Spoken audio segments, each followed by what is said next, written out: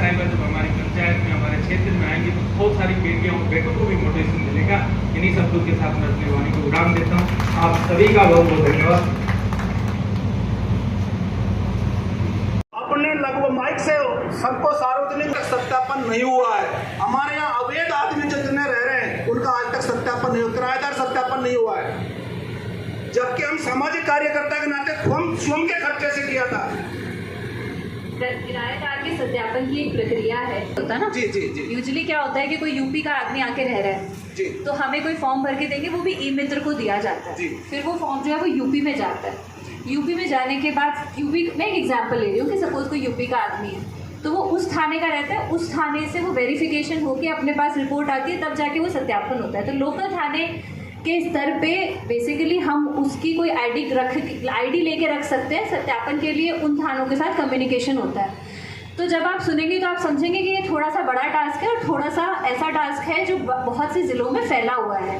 लेकिन इसके बाद भी जो लोकल स्तर पे हम जितना करेंगे, आप इनको बुलाएं, आम जनता का सहयोग लें, और जहाँ जहाँ पर हमें विशेष रूप से जहाँ ऐसा लगता है कि क्योंकि है वो स्टे करने की संभावना रहती है, हमारे पास भी सूचना आती है, उस पर आप फोकस करें। और ऐसे जन जो इसमें आपका सहयोग करना चाहते हैं, आप उनका सहयोग लें। ठीक है जी बहन जी। जैसे थाना हुआ, ट्रैफिक की रोड हो गया, एक आपके पुलिया के नीचे हुआ बहन जी, बहुत भारी जाम लगता है। ट्रैफिक की समस्या से हम वाकिफ भी हैं, उसके लिए समस्याओं का कुछ स्टेप भी लिए जा रहे हैं। जैसे आप लोग साथ में बैठ के पुनः इस बारे में डिस्कशन कीजिए। परिवादी का आना, और ऑब्वियसली लोग चाहते हैं कि जितना क्लोज पहुंच पाए उतना क्लोज पहुंचे, तो फिर इसके ऊपर डिस्कशन करके देखना है।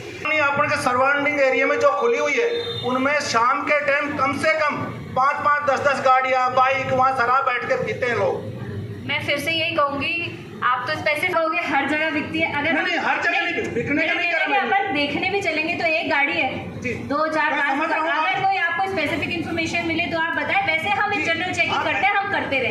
ठीक है, लोग जाते हैं। प्रक्रिया है जो हमें नगर परिषद को अगर लिखना है, वो जो भी प्रक्रिया होगी वो हमारे यहाँ सोसाइटी खुली हुई है। सोसाइटी जैसे मैं नाम रहे उस पर भी थोड़ा सा गौर रहे तो बहन जी मैं आपसे निवेदन करूंगा, ठीक रहेगा। आपकी बात बिल्कुल एकदम। लेकिन अंत में मेरा फिर से यही रहेगा कि हम हमारे स्तर से समय समय पर चेक करते हैं।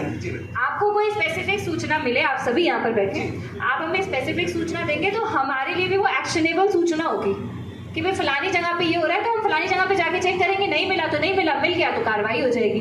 ठीक है, धन्यवाद। हाँ, रिपोर्ट दर्ज कराई, मेरे पास कॉपी है उसकी मैम, और अभी तक कोई कैमरा चेक नहीं हुआ है मैम। 15 दिन हो गए, मेरे को लग रहा है 15 दिन तक है। सीसीटीवी कैमरे जो रिकॉर्डिंग होती है वो डिलीट हो जाती है, उसके बाद आप ठीक है जी। लत टाइप की चीज़ के लिए 2 प्रॉन्ग स्ट्रैटेजी इंपॉर्टेंट है। एक तरफ समाज में सुधार लाया जाए और एक तरफ मतलब डिमांड कम की जाए, और दूसरी तरफ सप्लाई देने वाले लोगों के खिलाफ कार्रवाई की जाए। जैसा कि मैं बार बार कह रही हूँ, आप लोगों के साथ आज मैं यहाँ पर बैठी हूँ, तो मैं यही चाहती हूँ, ग्रुप्स भी बने हुए हैं, नंबर भी है, नंबर फिर से सर्कुलेट कर दीजिए आप लोग, जिससे कि आपके पास जो भी सूचना आए। इनफैक्ट एक स्पेशली हेल्पलाइन नंबर के रूप में व्हाट्सएप का नंबर मैं फ्लोट करवा के आप लोगों के साथ शेयर करवाऊंगी, जिसमें केवल सूचनाओं के लिए वो नंबर आप लोग भेजेंगे तो वो मेरे खुद के ऑफिस में ही वो हैंडल होगा, और आपके नामों को गुप्त रख के हम उस पर कार्रवाई करने की पूरी कोशिश करेंगे। दूसरी तरफ जो बच्चों के साथ इंटरेक्शन करके और उनको इंस्पायर करने की और उनको करने की बात है, उसमें डेफिनेटली मेरा खुद का भी बहुत इंटरेस्ट रहेगा। और जो अभी स्कूल बंद है, शायद 1 तारीख के बाद खुलेंगे। हाँ, तो जब एक बार स्कूल चालू हो जाते हैं तो डेफिनेटली वी विल ट्राई कि अलग अलग स्तर के अधिकारी, जो आपने साइबर वाली क्राइम की इशू जनरेट किया, वो मेरे दिमाग में खुद था कि आज जब आप लोगों के द्वारा, मीडिया के जो मित्र बंधु हैं उनके द्वारा भी ये चीज़, इसकी एक जागरूकता के रूप में मेरा खुद का इंटेंशन भी था कि मैं आप लोगों को एक जागरूकता के रूप में कुछ सूचना दूं। और उसके साथ ये बात सही है कि इनके खिलाफ बहुत सख्त कार्रवाई होने की ज़रूरत है। जैसे कि आप लोग जानते होंगे, राजस्थान में पर्टिकुलरली कुछ भरतपुर का कुछ क्षेत्र, अलवर का कुछ क्षेत्र एक हब के रूप में निकल के आया है साइबर क्राइम के विरुद्ध। और अगर आप लोग न्यूज़पेपर पढ़ते हैं या न्यूज़ देखते हैं तो आपने देखा होगा कि राजस्थान में अभी एक ऑपरेशन एंटीवायरस के रूप में बहुत सख्त ऑपरेशन चल रहा है इन चीज़ों के खिलाफ कि जो लोग साइबर क्राइम करके लोगों से अपनी बड़ी बड़ी प्रॉपर्टी बना के बैठे हैं, उनके खिलाफ एक्शन लिया जाए। ये तो साइबर क्रिमिनल्स के खिलाफ एक्शन साथ साथ लिया जा रहा है, लेकिन अपन अपनी सुरक्षा के लिए क्या कर सकते हैं? इस चीज़ में अगर हम साइबर क्राइम की तरीके को देखें तो जस्ट बिकॉज उसने कहा कि वो बिजली विभाग का है उस पर विश्वास नहीं करना है। वो आपको वेरीफाई करना है। वेरीफाई करने की बहुत मुश्किल तरीके भी नहीं हैं। आप तब काट के ठीक है साहब मैं पता करवाता हूँ, तब आप अपनी आज के समय पे तो बिजली विभाग से संबंधित सरकारी तो सारे विभाग से संबंधित सूचना है आप उनकी वेबसाइट पे जाके देख सकते हैं। हम हमारा बिजली का बिल हुआ, फ़ोन का बिल हुआ, क्रेडिट कार्ड का बिल हुआ, हर चीज़ हम हमारी खुद की साइट पे जाके देख सकते हैं। नहीं तो ये ई मित्र वगैरह की जो फैसिलिटी है उसके ऊपर जाके देख सकते हैं, या फिर बिजली विभाग के ऑथेंटिक हेल्पलाइन नंबर्स पे कॉल करके पता कर सकते हैं। ये मैंने एक एग्जांपल दिया। सेम चीज़ पुलिस का बन के होती है। किस प्रकार का आज के समय में होता है कि आपके पास फ़ोन आएगा कि मैं पुलिस वाला बोल रहा हूँ, आपके लड़के ने रेप कर दिया है, मैंने उसको पकड़ लिया है और अब अगर आप बचना चाहते हो तो आपको फलाने ये देना है वो देना है। झूठा पुलिस वाला होता है। तो जब कोई आपको फ़ोन, जो ये विश्वास करने की टेंडेंसी है, ये वेरिफिकेशन के बिना अपने को विश्वास करने की टेंडेंसी को छोड़ना पड़ेगा। क्योंकि ये फ़ोन देखिए 20 साल पहले किसने फ़ोन देखा, ना किसी ने यूज़ किया, तुरंत अपन यूज़ करने लगे और तुरंत इतनी तेज़ी से टेक्नोलॉजी का बदलाव आया कि पुलिस भी धीरे धीरे करके इस चीज़ के साथ अपने आप को अपग्रेड कर रही है। इतने में हमें इस चीज़ से बचने के लिए अपने आप को तैयार करना पड़ेगा। जैसे कितनी बार साइबर फ्रॉड होते हैं कि आपके किसी जानकार के नंबर से मैसेज आता है कि मैं कहीं भाई फंस गया हूँ, मुझे 15,000 रुपये दे दे। आता है। अगर आपके पास किसी का केवल मैसेज आके पैसे मांग रहा है, अपने को एक बार उससे वेरिफिकेशन करना कि क्या ये इसी आदमी ने मैसेज भेजा है। हमारा जानने वाले को फ़ोन कर लें, जानने वाले नहीं तो उसके परिवार में किसी को फ़ोन करके पूछे कोई मुसीबत हो गई क्या, क्यों पैसे देने हैं।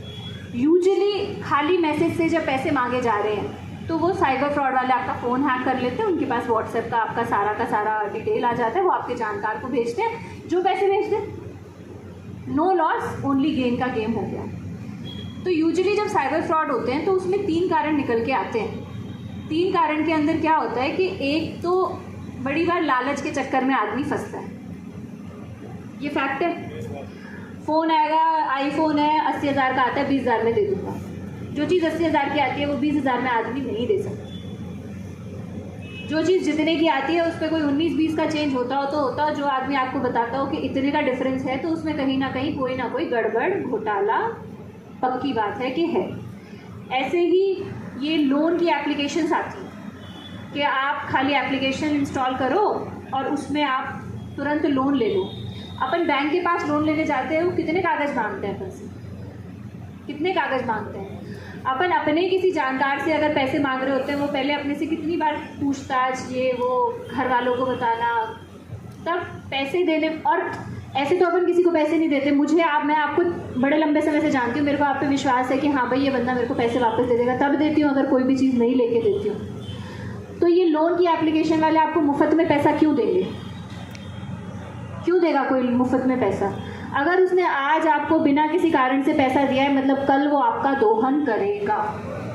ये सोचें कि अरे कुछ नहीं होगा, होता है, ऐसा नहीं है कि कुछ नहीं होता। बड़े सारे ओकेजन्स पे खूब सारा पैसा रिकवर करवा के लोगों को एक्चुअली हमारे द्वारा भी दिया गया। तो ये साइबर क्राइम के बारे में मैंने सोचा कि मैं आपका 5, 7, 10 मिनट, 15 मिनट का समय लेके आप लोगों को जागरूक बनाऊं।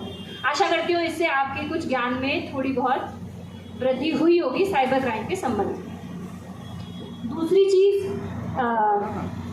इसके अलावा जो 2-3 और सजेशंस आए, देखिए लड़कियों की, महिलाओं की जो सुरक्षा है वो हमारे लिए सबसे बड़ी प्राथमिकता की चीज़ है। उससे ज़्यादा प्राथमिकता पे कोई चीज़ नहीं है। मैं खुद महिला अधिकारी हूँ और जैसे कि आपने बोला आपके एडिशनल एसपी भी यहाँ पे महिला अधिकारी हैं, और हम लोग सब इसी समाज में पले बड़े हैं और हम समझते हैं कि लड़कियों को किस प्रकार की समस्याओं का सामना करना पड़ता है। तो मेरा यही कहना रहेगा इसमें कि एक तो पुलिस से डरने की कोई बात नहीं। आज के समय में कोई भी कानून, कितने भी नियम, वो इतने महिला